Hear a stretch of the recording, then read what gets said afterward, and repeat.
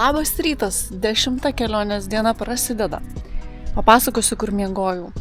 Tai miegojau visai šalia pagrindinio kelio, ten matosi, net mašina važiuoja. Bet vakar užklupo tikrai audra, pakilo didelis vėjas, nebemanoma buvo nei važiuoti. Tai aš greitai pasukau čia keliuku link fermos, norėjau pasistatyti už, bet ten nelabai man patiko vieta, nelabai buvo saugi, jeigu būtų audra. Tai grįždama čia pamačiau šitokią kaip čia tokį tarpuką, kur galėčiau įkišti palapinę. Tai čia ir pasistačiau. Aišku, nelabai man patinka, nes nebuvo labai lygus paviršius. Miegojimui irgi labai kenkia, bet va, paramsčiau su plytom, nes vakar audra plėšė visą šitą tentą. Maniau, kad tikrai jį nuneš, o pririšti spėjau tik tai tose dviejose vietose pačioj pradžioj.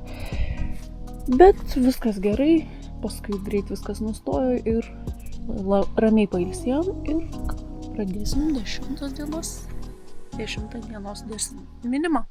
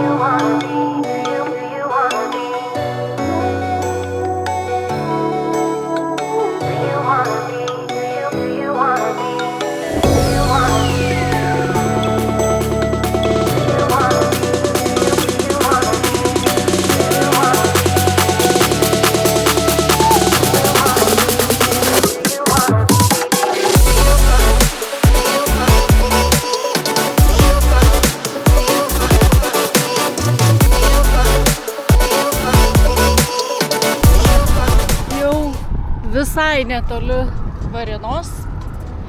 Ir čia irgi atrodo kaip kokie Nidos pušynai. Gražu.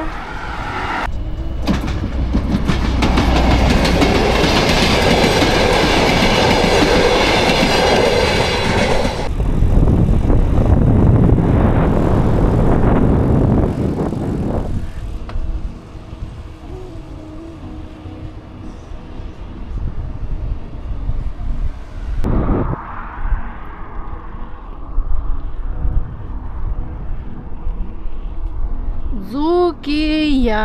Taip atrodo smėlynai, pušynai pilnos, girios mašinų, grybautojų, uogautojų. Turbūt. Eiknam? Na, ką tu? Marcinkonis esu. O čia sugalvojau užeiti į kavinę Marcinkonise, bet nebesulaukiau eilės, milžiniška eilė. Na, o čia pasivaikščiojau po didžiausią Lietuvos girią, kuri vadinasi Dainavos giria. Man reikėjo iš Kapiniškių patekti į Randamonis. Na ir Google'as rodo, kad yra kelias, o kelias, kaip matote, yra toks. Praktiškai su pakankamai sunkiu dviračiu pravažiuoti čia tikrai neina. Tai va taip ir sukinėjau, ieškodama kuo tvirtesnio pagrindo ir sekėsi gana sudėtingai. Žinoma, buvo atkarpų, kuriuose galėjau pavažiuoti, tai ir dariau, bet labai dažnai būdavo tiesiog išvažinėtas kelias, kur tiesiog neįmanoma važiuoti.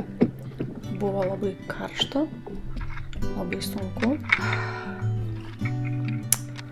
Bet kažkaip tuos 7 kilometrus iki Randamonių visgi įveikiau. Turbūt kyla klausimas, o ko aš čia važiavau to miško takeliu? Kodėl aš negalėjau toliau važiuoti geru asfaltuotu keliu?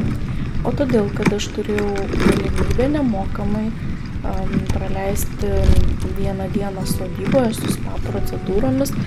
Tai iš tiesų mielai pasinaudojau tą progą, nes reikėjo išsidžiovinti palapinę po vakaro audros ir išsiskalbti daiktus bei susikaupti tolimesniai kelioniai. Na, o čia prasidės vėl stūmimas.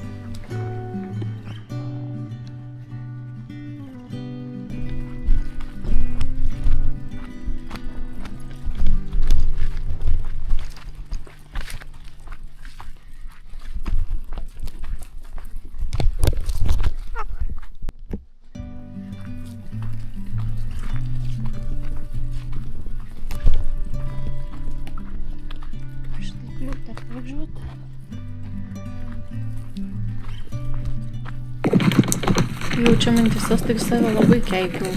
Nei pirminį atgal begrįžti. Tokia beviltiškumo buvo situacija, kad tiesiog žiūrėjau ir Google Maps, kaip man čia išsikapstyti kokį normalesnį kelią. Bet vis tiek artimiausias vis dėlto buvo labai toli, o šitą kažkaip reikėjo tęsti ir tikėtis, kad visa situacija pagerės.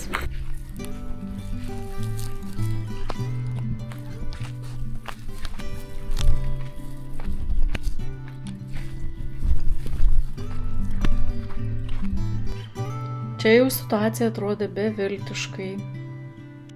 Negaliu patikėti, kad pagaliau, maniau, kad nebepasieksiu niekada. Kad ir kiek aš keikiau tos Dzūkijos miškų takelius smėlėtus, bet vis dėlto kokio nuostabumo miškas. Ei, jūs grybukai. Išlendam, pasipurtam galveles, norit būti įamžinti ir suvalgyti. Kur jūs? Lyskit lauk. Vos tik prašnekėjau, kad rodytis, tai žiūrėk, rodosi, išsikė. Ir dar kiti išlindę. Apsidairom aplinkui. O, wow, yra dar.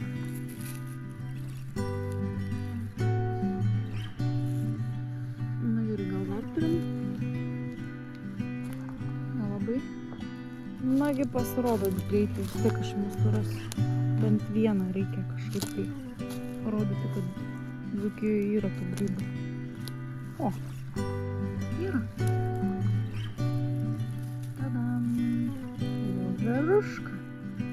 Pasislėpusi, bet jau kiša galvytę norėdama pasirodyti, matai? Na gerai, rodotės kiti greitai. Greit, aš tėvą įamžinti.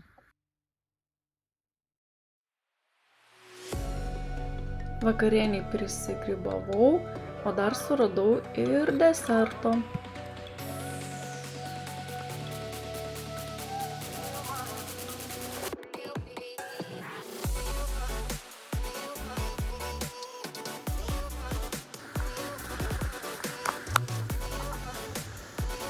Vyksta palapinės džiovinimas.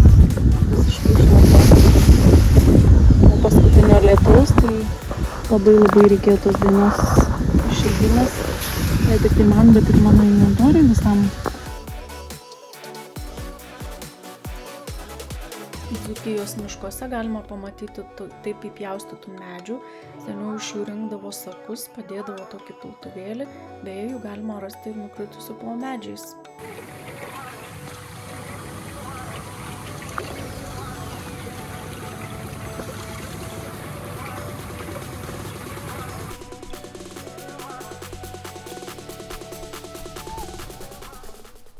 Kadangi vakar buvo stabtelėta sodybui, tai šiandien gerai pasilsėta, išmiegota, prigrybauta, išsimaudyta džakuziai, tiesiog pasimėgau gyvenimu. O kelionė tęsiu rytoj, maždaug liko 300 km dar, nepilnai tiek.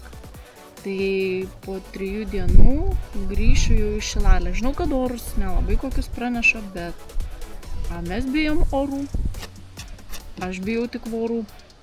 Jeigu ką, ne orų. Kokie jie bus, tokius ir priimsiu.